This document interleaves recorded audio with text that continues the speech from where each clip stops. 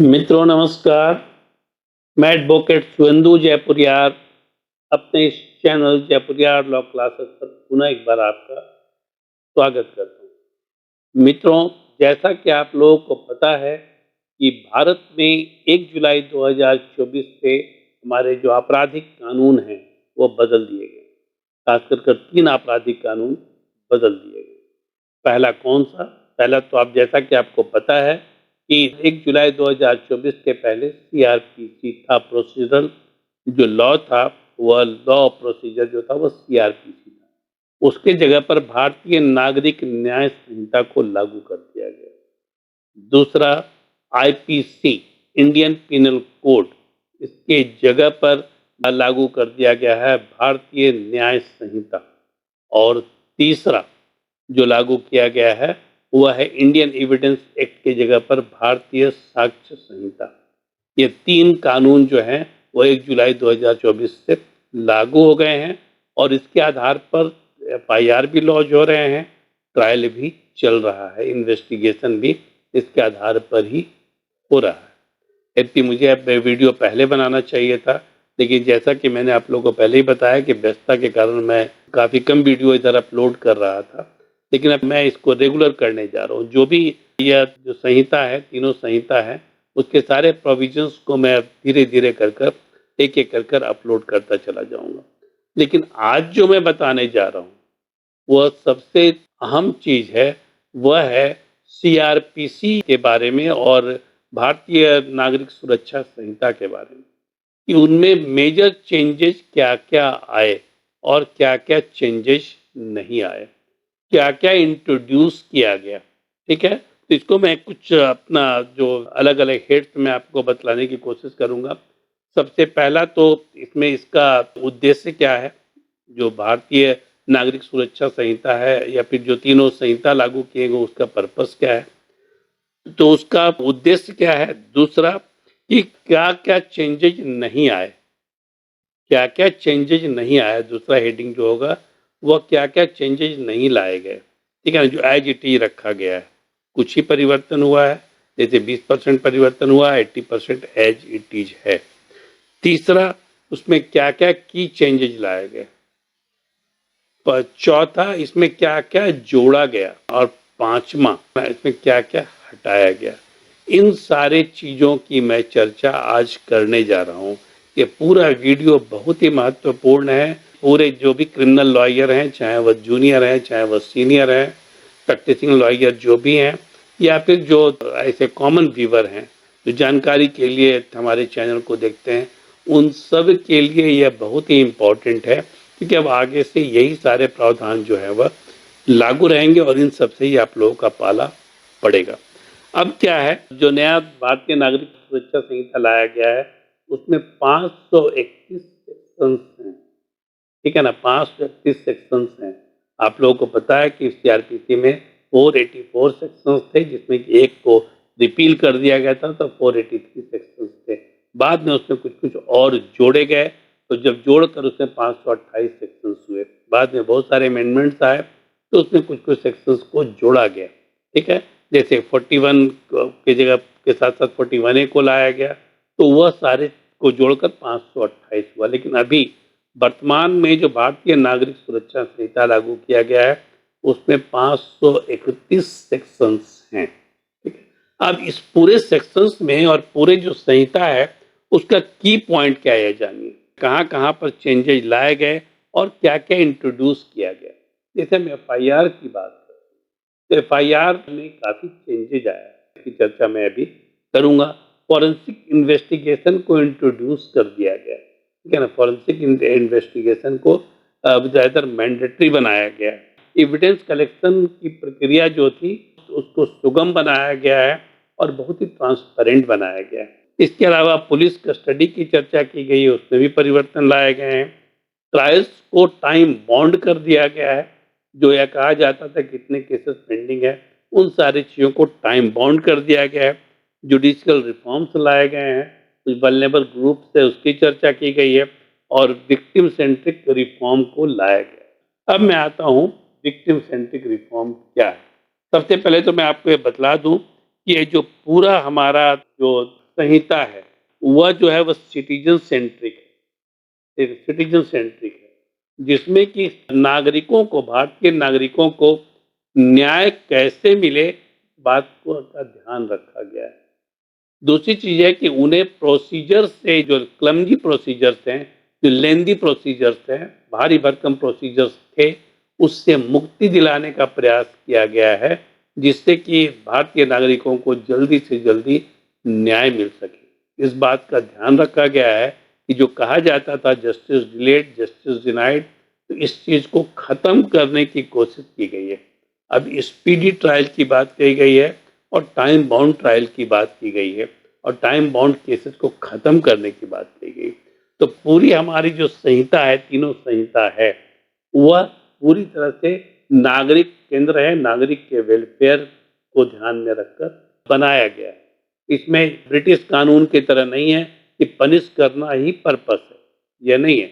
इसमें पर्पस यह है कि कैसे लोगों को न्याय दिलाया जा सके और उसमें जो जो तरीके हैं उसको कैसे वो अपनाया जाए, इन सारी चीज़ों को इसके प्रावधान में डाला गया है।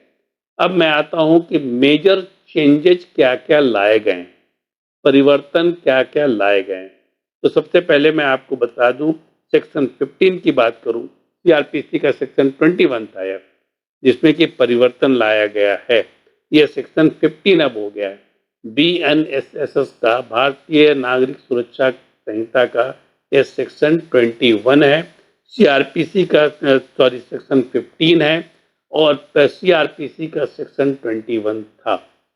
21 को यहाँ पर 15 बना दिया गया है और उसमें कुछ परिवर्तन भी लाए गए हैं। परिवर्तन क्या है कि स्टेट गवर्नमेंट को ऑथराइज किया गया है कि डीएसपी रैंक के किसी ऑफिसर को, डीएसपी से बिलो नहीं होना चाहिए, ऊपर हो सकता है, तो उसको एग्जीक्यूटिव मजिस्ट्रेट डिक्लेयर करे। उसको क्या करे, स्पेशल एग्जीक्यूटिव मजिस्ट्रेट डिक्लेयर करे। वह जो एग्जीक्यूटिव मजिस्ट्रेट हैं वह तो हैं ही, इनको स्पेशल पावर दिया गया है स्पेशल एग्जीक्यूटिव मजिस्ट्रेट का। परिवर्तन जो सेक्शन 21 ऑफ द सीआरपीसी में था, उसको जब 15 बनाया गया बीएनएसएस में, तो उसमें स्पेशल एग्जीक्यूटिव मजिस्ट्रेट का प्रावधान किया गया है। पुलिस ऑफिसर जो डीएसपी के रैंक से ऊपर हैं, ठीक है ना, या डीएसपी और डीएसपी के रैंक से ऊपर के हैं, उनको स्पेशल एग्जीक्यूटिव मजिस्ट्रेट बनाया जा सकता है फॉर द टाइम बीइंग, ठीक है ना, किसी स्पेशल पर्पस से। इसीलिए स्पेशल एग्जीक्यूटिव मजिस्ट्रेट की बात कही गई है। दूसरा, सीआरपीसी के सेक्शन 29 में जुरिसडिक्शन की बात कही गई थी, पावर की बात कही गई थी कि कितना तक में मजिस्ट्रेट कितना सजा दे सकता है, कितना फाइन कर सकता है। अभी यह सेक्शन 23 में चला आया है और उसमें कुछ परिवर्तन भी लाए गए हैं। मतलब कि इनके जो फर्स्ट क्लास और सेकंड क्लास मजिस्ट्रेट का जो पावर है उसको इन्हांस कर दिया गया। मैं आपको बता दूं कि जो मजिस्ट्रेट थर्ड क्लास था उसका, उस कैटेगरी को खत्म कर दिया गया है। वहां पर मजिस्ट्रेट थर्ड क्लास अब नहीं होंगे। पहले first class, second class, third class होते थे, अब वो नहीं होंगे। अब फर्स्ट क्लास मजिस्ट्रेट और सेकंड क्लास मजिस्ट्रेट, जिसकी चर्चा बीएनएसएस, भारतीय नागरिक सुरक्षा संहिता के सेक्शन 21 में की गई है, जिसमें ये पावर क्या बढ़ाया गया है कि जो फर्स्ट क्लास मजिस्ट्रेट है वह जो है वो के पहले 10,000 रुपया फाइन करने का अधिकार था, वो 50,000 रुपया तक फाइन कर सकता है, ठीक है ना, वो 50,000 रुपया तक फाइन कर सकता है। और जो सेकंड क्लास मजिस्ट्रेट है जिसको कि पहले 5,000 रुपया तक फाइन करने का अधिकार था, वह 10,000 रुपया तक फाइन कर सकता है, ठीक है ना, 10,000 रुपया तक फाइन वो कर सकता है। और उन लोगों को यह भी अधिकार दिया गया है कि यदि वह चाहें तो कम्युनिटी सर्विसेज को भी लागू कर सकते हैं। जैसे यदि लगता है कि जो अभियुक्त है, लेकिन अपराधी तो मैं नहीं यहाँ बोल रहा हूँ, जो अभियुक्त है, जो आरोपी है और जिसके ऊपर आरोप सिद्ध हो चुका है, उससे कम्युनिटी सर्विस कराकर उसे सुधारा जा सकता है, तो वह कम्युनिटी सर्विस के लिए भी उसे भेज सकता है। जैसे मान लीजिए रोड की सफाई है, पार्क में ड्यूटी देना है, स्कूल में ड्यूटी देना है, ओल्ड एज होम में ड्यूटी देना है, इस तरह के भी काम में उन्हें लगाया जा सकता है यदि उनका जुर्म जो है वह बहुत गंभीर नहीं है तब। अब मैं आता हूँ सेक्शन 35(7) ऑफ द BNSS, भारतीय नागरिक सुरक्षा संहिता का सेक्शन 35 सब सेक्शन 7, जो कि सेक्शन 41 था पहले CRPC में। इसमें बुजुर्गों को और इन्फर्म पर्सन को प्रोटेक्शन दिया गया है, लेकिन उसके साथ साथ यह भी कहा गया है कि 3 साल तक की सजा जिस केस में है उस केस में गिरफ्तारी नहीं होगी, और यदि कोई व्यक्ति 60 साल से ऊपर का है या फिर वह अपंग है, विकलांग है, असहाय है, ठीक है ना, इन्फर्म है, तब ऐसी स्थिति में 3 से 7 साल तक की भी जो सजा है उसमें उसकी गिरफ्तारी नहीं की जा सकेगी, और यदि गिरफ्तारी की आवश्यकता है तब उसे परमिशन लेना होगा DSP रैंक के अधिकारी से, ठीक है ना। उससे नीचे का अधिकारी परमिशन नहीं दे सकता है, उससे नीचे का अधिकारी कोई अधिकार नहीं दिया गया है। तो सेक्शन 35 सब सेक्शन 7 में, ठीक है, पहले भी 3 साल से कम में गिरफ्तारी नहीं होती थी, उसमें मजिस्ट्रेट से परमिशन लेना पड़ता था, ठीक है। और यहाँ पर तो 60 साल से ऊपर के जो लोग हैं या फिर जो बुजुर्ग हैं, अब असहाय हैं, जो लाचार हैं, बीमार हैं, विकलांग हैं, उनकी गिरफ्तारी भी 7 साल तक की जो सजा है उसमें भी नहीं हो सकती है। और यदि गिरफ्तारी की आवश्यकता हो तो जो परमिशन लेना होगा not below the rank of DSP के नीचे के कोई पदाधिकारी उसमें परमिशन नहीं देंगे। DSP रैंक तक के DSP के रैंक के पदाधिकारी और उससे ऊपर के पदाधिकारी जब परमिशन देंगे तभी वो गिरफ्तारी हो सकती है, ठीक है ना। अब मैं आता हूँ सेक्शन 63 पर, जो कि पहले का सेक्शन CRPC का सेक्शन 61 है, BNSS में उसको सेक्शन 63 कर दिया गया है। इसमें एक नई चीज इंट्रोड्यूस की गई है, ये टेक्नोलॉजी कॉम्पेटेबल बनाया गया है, ठीक है ना, इसको टेक्नोलॉजी कॉम्पेटेबल बनाया गया है। अभी तक जो समन इशू होता था वो समन दस्ती समन होता था या फिर वह डाक से आता था। अब कर दिया गया है कि हम इलेक्ट्रॉनिक मोड का इस्तेमाल कर ईमेल, व्हाट्सएप, ठीक है ना, टेलीग्राम, इन सारे चीजों का भी इस्तेमाल कर हम समन को भेज सकते हैं। मतलब कोर्ट जो है, हम का मतलब मैं अपनी बात नहीं कर रहा हूँ, कोर्ट जो है वो अब इलेक्ट्रॉनिक माध्यम से भी समन को भेज सकता है। उसमें कंडीशन यह है कि वह ऑथेंटिकेटेड होना चाहिए with the signature of the magistrate और कोर्ट का सील उस पर होना चाहिए। मतलब जो समन इशू किया जाएगा उसको स्कैन कर व्हाट्सएप पर, टेलीग्राम पर, ईमेल पर, किसी पर भी भेजा जा सकता है और वह पूरा का पूरा वैलिड है। ये सेक्शन 63 ऑफ द BNSS है, सेक्शन 63 ऑफ द भारतीय नागरिक सुरक्षा संहिता है। अब मैं आता हूँ सेक्शन 66 पर, जिसमें कि समन को सर्व कैसे करना है उसके प्रोसीजर की बात कही गई है, ठीक है ना। पहले था कि वहां पर समन को भेजा जाता तो समन इशू नहीं किया कोई व्यक्ति तो लौट गया। अब कर दिया क्या गया है, यदि किसी व्यक्ति को समन इशू किया गया, ठीक है ना, और उस परिवार का कोई भी एडल्ट मेंबर यदि उसको रिसीव कर लेता है तो उसे रिसीव माना जाएगा, और कोई भी परिवार का सदस्य जो एडल्ट सदस्य है वह उसको रिसीव कर सकता है, ठीक है ना, उसको वह रिसीव कर सकता है जो कि उसके साथ रह रहा है। अब ऐसा नहीं है कि सामान आप इशू करना है दिल्ली से जमशेदपुर के लिए और उसके रिश्तेदार रहते हैं दिल्ली में तो उसको आप सामान इशू करा दीजिए। उस व्यक्ति के साथ यदि वह रह रहा है वह एडल्ट पर्सन, तब उससे आप रिसीव करा सकते हैं, उससे वह रिसीव करने का अधिकार है। लेकिन एक और भी बतला दूं कि नौकर को पारिवारिक सदस्य के रूप में नहीं रखा गया है, एडल्ट सर्वेंट को पारिवारिक सदस्य के रूप में नहीं रखा गया है, ठीक है। यदि आप ये नहीं कर सकते हैं कि वह परिवार के सदस्य जो है वह नौकर था, वहां पर साथ में रहता था, उसको मैंने रिसीव करवा दिया, वह वैलिड नहीं होगा। ठीक है, वह वैलिड नहीं होगा। अब देखिए क्या है, यहाँ पर सेक्शन 84 क्या कहता है।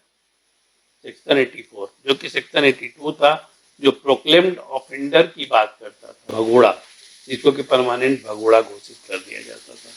सेक्शन 64 और section 84 of the BNSS, section 84 of the भारतीय नागरिक सुरक्षा संहिता में कहा गया है कि कोई भी जो जुर्म है, जो 10 साल से ऊपर जिसमें सजा है, ठीक है ना, 10 साल से ऊपर जिसमें सजा है, उसमें कोई भी जो अपराधी है उसे प्रोक्लेम्ड ऑफेंडर घोषित किया जा सकता है, जिसमें कि 10 साल से ऊपर की सजा है, या फिर लाइफ इम्प्रिजनमेंट की सजा है, मतलब आजीवन कारावास की सजा है, या फिर मृत्यु दंड की सजा है, वह भागा हुआ है तो उसे प्रोक्लेम्ड ऑफेंडर घोषित कर दिया जाता है। भगोड़ा घोषित किया जाता है, फिर परमानेंट भगोड़ा घोषित किया जाता है, जिसको कि हम प्रोक्लेम्ड ऑफेंडर के नाम से जानते हैं। 10 साल उससे ऊपर, और दूसरी चीज कि जो आजीवन कारावास और मृत्यु दंड है, उसमें तो सीधे भगोड़ा घोषित कर दिया जाए। अब आता हूं मैं मेंटेनेंस केस के बारे में। सेक्शन 145, जो कि पहले 126 था। 125 में तो वाइफ के लिए मेंटेनेंस की बात कही गई है, जो वाइफ अलग रहती है पति से, या फिर जो पति जिसको गुजारा भत्ता नहीं देता है, उन सब के लिए यह बात कही गई। उसमें प्रोसीजर की बात कही गई कि केस कहाँ होगा, तो इसकी चर्चा सेक्शन 126 में की गई थी CRPC में, लेकिन BNSS में, भारतीय नागरिक सुरक्षा संहिता में, यह सेक्शन 145 है, जिसमें कहा गया है कि पहले था कि पति पत्नी जहां रहते हैं वहां, या फिर जहां उनकी शादी हुई है वहां पर, खास करके जहां रहते हैं, रिजाइड करते हैं, वहां पर मेंटेनेंस का केस लागू होगा। पत्नी जहां रहती है या फिर पति जहां रहती है। अब इसमें कर दिया गया दोनों में से किसी की जो डिपेंडेंट पेरेंट्स जहां रहते हैं वहां भी वह केस हो सकता है, ठीक है ना, वहां भी केस दायर किया जा सकता है। अब आता हूँ 173, that is most important section. ये CRPC में 154 था, जिसको कि हम FIR दर्ज करने की बात जिसमें कही गई थी। ये सेक्शन 173 ऑफ द BNSS है, याद कर लीजिए, हर दिन आपको जरूरत पड़ेगा इन सारी चीजों का, क्योंकि यह सेक्शन 173 ऑफ द BNSS, इसमें क्या क्या कहा गया है कि इसमें कि FIR जो है, ठीक है ना, FIR जो है वो 3 से 7 साल तक की सजा जिसमें है, उसमें विदाउट इन्वेस्टिगेशन FIR दर्ज नहीं किया। आप याद करिए इसके पहले का जो प्रोविजन 154 में, और खास करके 2014 के बाद ललिता कुमारी वर्सेस स्टेट ऑफ यूपी का जो केस था, जिसमें कि सुप्रीम कोर्ट ने आदेश दिया था यदि कोई कॉग्निजेबल ऑफेंस होता है, तब ऐसी स्थिति में आप जो है वह संज्ञेय अपराध जो होता है, वह ऐसी स्थिति में इमीडिएटली FIR दर्ज करना है। थाने में खबर गया कि इमीडिएटली FIR दर्ज करना है, तो वह पूरे इस जजमेंट को इस BNSS में पलट दिया गया। आप यह मानकर चलिए कि आपका ये जो ललिता कुमारी वर्सेस स्टेट ऑफ यूपी का जो केस है वो इनफैक्चुअस हो गया, अब उसका कोई मतलब नहीं। ठीक है, यहाँ कहा गया है कि 3 साल से ऊपर और 7 साल तक की सजा यदि किसी जुर्म की है, तो उसमें विदाउट इन्वेस्टिगेशन वह कोई भी केस दर्ज नहीं किया जाएगा। ठीक है, कोई भी केस दर्ज नहीं किया जाएगा, तो पहला चीज है। दूसरा, इसमें 0 FIR का प्रावधान किया गया है। 0 FIR पर मैं आप लोगों को डिटेल में पूरा बताऊंगा, एक अलग से वीडियो ही बनेगा। तो ब्रीफ में मैं आप लोगों को बता दूं कि 0 FIR होता क्या है। आप लोग को निर्भया कांड याद होगा, 2012 का निर्भया कांड दिल्ली का, जिसमें कि निर्भया का रेप किया गया था और बाद में उसकी मृत्यु भी हो गई। वह पिलर टू पोस्ट दौड़ रही थी थाने में कि उसका एफआईआर लिया जाए, लेकिन जुरिस्डिक्शन के आधार पर, टेरिटोरियल जुरिस्डिक्शन के आधार पर एफआईआर दर्ज करने में दिक्कत की गई। कहीं पर भी यदि मान लीजिए आप इसी ढंग से बेंगलुरु में एक रेप केस हुआ, वहां भी यही हुआ। यहाँ 0 एफआईआर का मतलब होता है कि यदि कोई विक्टिम किसी भी थाने में जाता है या जाती है तो वहां पर एफआईआर दर्ज किया जाएगा और बाद में उस एफआईआर को संबंधित थाने को भेज दिया जाएगा। इस पर होम मिनिस्ट्री का एक एसओपी भी जारी हुआ है, जिसकी चर्चा मैं जब वीडियो बनाऊंगा 0 एफआईआर पर तो मैं बहुत डिटेल में इसकी चर्चा भी करूंगा। एसओपी में मिनिस्ट्री ऑफ होम मिनिस्ट्री ने क्या जारी किया है, अपना डायरेक्शन क्या जारी किया। तीसरा, अब इसमें ईएफआईआर की बात कही गई है, इलेक्ट्रॉनिक एफआईआर की बात कही गई है। मतलब कि अब आप कहीं से भी अपना एफआईआर को इलेक्ट्रॉनिक मोड में फाइल कर सकते हैं। शर्त सिर्फ यह है कि जहां पर एफआईआर फाइल किया गया है उसके 3 दिनों के अंदर आपको वहां पर जाकर अपना फिजिकली अपना जो है वो बयान दर्ज कराना होगा और जो आपने एफआईआर दर्ज किया है उस पर अपना सिग्नेचर पुट करना होगा। यह हुआ एफआईआर में 3 जो मेजर चेंजेस लाए गए हैं वो ये। अब section 179 sub section 1 of the BNSS, भारतीय नागरिक सुरक्षा संहिता का सेक्शन 179 सब सेक्शन 1 क्या कहता है, इसमें क्या परिवर्तन लाए गए हैं। आपको पता है कि यह बात है विटनेस की, इसमें इन्वेस्टिगेशन से जुड़ा हुआ मामला है या पुलिस इन्वेस्टिगेशन से। इसमें कहा गया है यदि कोई व्यक्ति जो 60 साल से ऊपर है और जो पर्सन जो है वह एक्यूट इलनेस का शिकार है, मतलब कहीं जा नहीं सकता है, उस व्यक्ति का इन्वेस्टिगेशन उसके घर पर ही किया जाएगा या फिर वह जहां पर वह व्यक्ति पसंद करे कि कहां पर उसका इन्वेस्टिगेशन किया जाना है वहीं पर किया जाएगा। मतलब कि इनको प्रोटेक्शन दिया गया है सीनियर सिटीजन को और दिया गया है जो बहुत एक्यूट इलनेस के शिकार जो व्यक्ति हैं उनको। अब मैं आता हूं सेक्शन 184 पर, जो पहले सीआरपीसी का 164 था। सीआरपीसी में 164 को 184 बीएनएसएस के रूप में आप पढ़ेंगे। इसमें क्या परिवर्तन लाया गया? इसमें दिया गया कि रेप व्यक्ति का जब मेडिकल एग्जामिनेशन होता है, पहले क्या होता था कि रेप विक्टिम ने केस किया, मेडिकल एग्जामिनेशन हुआ, उसके 15 दिन 20 दिन 25 दिन के बाद मेडिकल रिपोर्ट आ रहा है, तब तक मेडिकल रिपोर्ट में वो हेरफेर भी हो जाती थी। यहाँ पर यह स्पष्ट किया गया है कि जो रेप विक्टिम है उसका मेडिकल एग्जामिनेशन जिस डॉक्टर ने किया है उसे 7 दिनों के अंदर आईओ को अपना मेडिकल रिपोर्ट सौंपना होगा। 7 दिनों के अंदर आईओ को मेडिकल रिपोर्ट सौंपना होगा और यह जो है वह मैंडेटरी कर दिया गया, सारे डॉक्यूमेंट के साथ इसको वहां पर आईओ को सबमिट करना होगा। अब 398 में क्या एडिशन किया गया है, इसमें यह कहा गया है सेक्शन 398 ऑफ द बीएनएसएस में कहा गया है कि सारे स्टेट गवर्नमेंट को, हर प्रत्येक राज्य की सरकार को एक विटनेस प्रोटेक्शन स्कीम लानी होगी। मतलब इसके पहले क्या था, विटनेस को कोई प्रोटेक्शन था क्या? विटनेस को धमकी दिया जाता था, विटनेस को गोली मार दिया जाता था वहां पहुंचने के पहले। स्टेट गवर्नमेंट को यह कॉम्प्रिहेंसिव विटनेस प्रोटेक्शन स्कीम लानी होगी। इसका रिकमेंडेशन पहले भी बहुत सारी कमेटी ने किया है, जैसे मालूमात कमेटी ने और बहुत सारे लॉ कमीशन जो थे उनकी जो रिपोर्ट थी उन सब में इसकी चर्चा की गई थी, लेकिन अभी तक लागू नहीं किया गया था। भारतीय नागरिक सुरक्षा संहिता के सेक्शन 398 में इसे लागू कर दिया गया है और जो लागू कर दिया गया है तो ये मैंडेटरी भी है। ठीक है, सारे स्टेट गवर्नमेंट को यह लागू करना होगा। अब इसमें क्या क्या जोड़े गए हैं कुछ कुछ सेक्शन में, यह देख लीजिए। सेक्शन 2 में इलेक्ट्रॉनिक कम्युनिकेशन को जोड़ा गया है। सेक्शन 2 ऑफ द बीएनएसएस में मैंने इलेक्ट्रॉनिक कम्युनिकेशन की बात कही, जोड़ा गया है।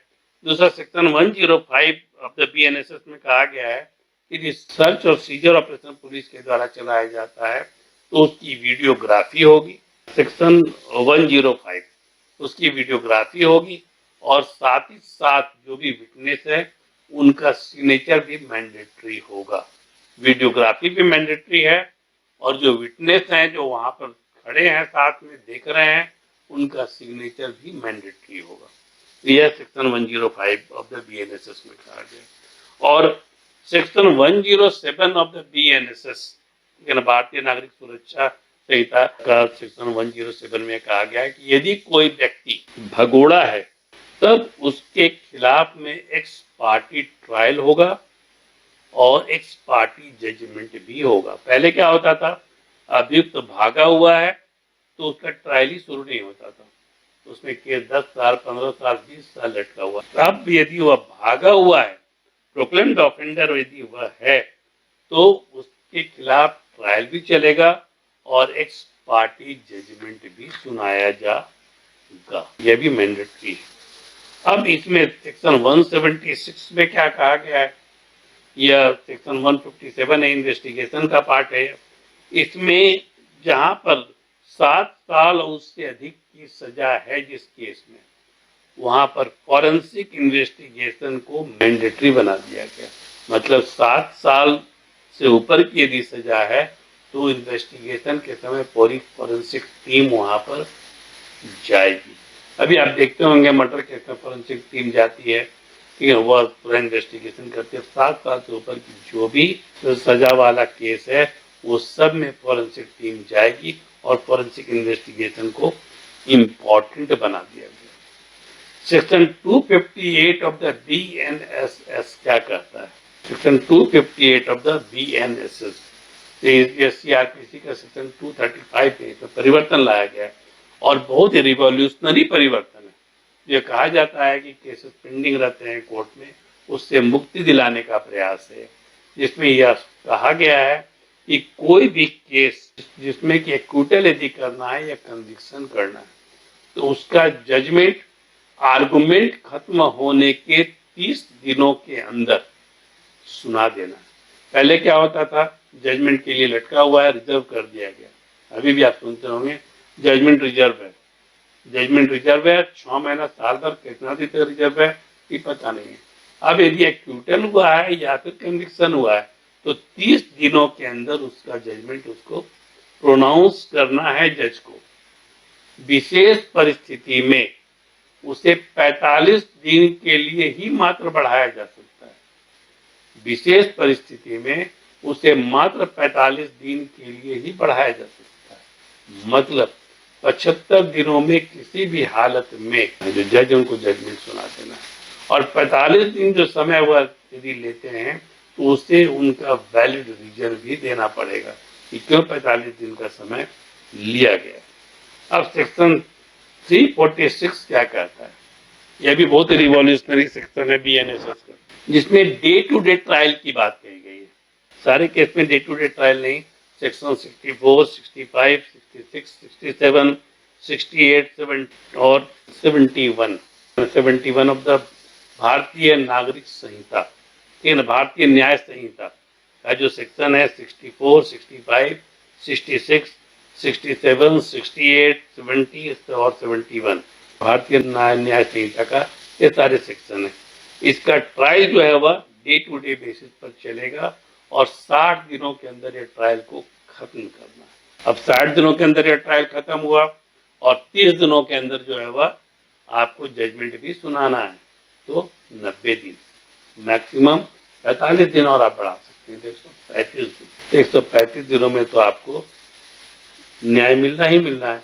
ये बहुत रिवॉल्यूशनरी कदम है उस दृष्टिकोण से। इसके अलावा एक और भी बहुत रिवॉल्यूशनरी कदम है, सेक्शन 530 ऑफ द भारतीय नागरिक सुरक्षा संहिता। इसमें कहा गया ट्रायल कोर्ट से लेकर अपलेट कोर्ट तक, अर्थात मजिस्ट्रेट कोर्ट से लेकर सुप्रीम कोर्ट तक जितने भी प्रोसीडिंग चलेगी, जितना भी कुछ प्रक्रिया चलेगी, न्यायिक प्रक्रिया चलेगी, वह उसे ऑनलाइन मोड में भी किया जाएगा। मतलब यदि मैं रांची में बैठा हुआ हूं तो सुप्रीम कोर्ट में किसी केस में बात कर सकता हूं, मैं किसी भी सिविल कोर्ट में बात कर सकता हूं, अपीयर हो सकता हूं। ये बहुत ही रिवॉल्यूशनरी कदम है और इससे इससे काफ़ी आसानी होगी जो विक्टिम है उन्हें भी और जो वकील हैं उन्हें भी, और सामान्य नागरिकों को तो जल्दी न्याय मिलेगा इसमें। और जो विक्टिम है वो अपने केस को देख सकते हैं, जो एक्यूज है वह भी अपने केस को देख सकते हैं, या जो वकील है वो तो उस पर बहस कर ही सकते हैं और करते रहते हैं। अब मैं आता हूँ कि chapter 6 of the BNSS, chapter 6, chapter 7, chapter 8, यह क्या कहता है? यदि कोई फाइनेंशियल ऑफेंडर है, मतलब कोई वित्तीय घोटाला किसी ने किया है, तब उसकी संपत्ति को कुर्क कर लिया जाएगा, उसकी संपत्ति को अटैच कर दिया जाएगा। ऐसा नहीं कि वित्तीय घोटाला है तो आप घूम रहे हैं आराम से, भाग लिए कहीं पर, उनकी पूरी प्रॉपर्टी जो है वो अटैच हो जाएगी। आप विदेश भागिए, जहां भागिए, आपकी प्रॉपर्टी अटैच हो जाएगी। आप बैंक को फ्रॉड करके भाग लिए हैं, बैंक का लोन लेके भाग लिए हैं, तो आपकी प्रॉपर्टी अटैच हो जाएगी। दूसरा कि जो BNSS का चैप्टर 17, चैप्टर 19 और चैप्टर 20, यह जो है वो इन्वेस्टिगेशन के लिए टाइमलाइन को फिक्स करता है, कितने समय में इन्वेस्टिगेशन को कंप्लीट करना है।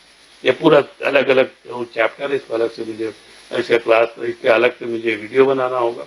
तो यह टाइमलाइन को फिक्स कर दिया है कि कितने समय में इन्वेस्टिगेशन कंप्लीट करना है। ऐसा नहीं कि पहले पुलिस इन्वेस्टिगेशन करती चली जा रही है, ऐसा अब नहीं होगा। इन्वेस्टिगेशन का भी समय सीमा निर्धारित है, आपके ट्रायल की भी समय सीमा निर्धारित है, और जजमेंट की भी समय सीमा निर्धारित है। तो केसेस जो पेंडिंग है इतने उसे कम करने की कोशिश की गई है इसके द्वारा, और मुझे लगता है कि इसका काफी अच्छा रिजल्ट भी आना चाहिए। और तीसरी जो चीज है, मैंने शुरू में आप लोगों को बताया था कि मजिस्ट्रेट थर्ड क्लास के पोस्ट को खत्म कर दिया गया है।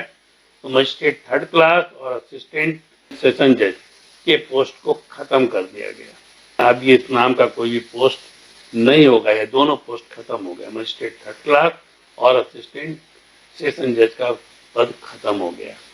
इसके अलावा section 144 of the CRPC, section 144A of the CRPC में, CRPC की बात नहीं कर रहा हूँ, में कहा गया था कि डिस्ट्रिक्ट मजिस्ट्रेट और स्टेट मजिस्ट्रेट को, ठीक है, district magistrate and the state government को यह प्रोहिबिट करने का अधिकार है कि कोई भी व्यक्ति प्रोसेशन में हथियार न ले जाए या मास ड्रिल में हथियार न ले जाए। इस सेक्शन को ओमिट कर दिया गया है, सेक्शन को खत्म कर दिया गया है, मतलब सेक्शन 144A को खत्म कर दिया गया। ठीक है, यह तो हुआ जो मेजर चेंजेस लाए गए। मैं आपको बतला दूं कि जो चेंजेस लाए गए हैं वो मात्र 20% है, बाकी 80% CRPC एज इट इज है। इसीलिए बहुत परेशान होने की आवश्यकता नहीं है हमारे वकील बंधुओं को। वो 20% जो चेंजेस है उनको यदि आप अच्छे से पढ़ लेते हैं, और CRPC यदि आप पहले से अच्छे से पढ़े हुए, तो आपको आगे प्रैक्टिस में दिक्कत नहीं होगी। ऐसे में सारे चीज़ों का वीडियो, FIR से लेकर जजमेंट तक का वीडियो, अपील अपेलेट प्रोविजन से लेकर जजमेंट तक का वीडियो, मैं सबका वीडियो बनाकर अपलोड इसमें करूँगा। थोड़ा समय लगेगा। उम्मीद करता हूँ यह वीडियो आप लोगों के लिए काफ़ी यूजफुल होगा, और यदि आप लोगों को ये वीडियो अच्छा लगा है तो अपने अन्य मित्रों को भी शेयर करें, और ज़्यादा से ज़्यादा आप शेयर करें, लाइक करें, और साथ ही साथ सब्सक्राइब भी जरूर करें। धन्यवाद।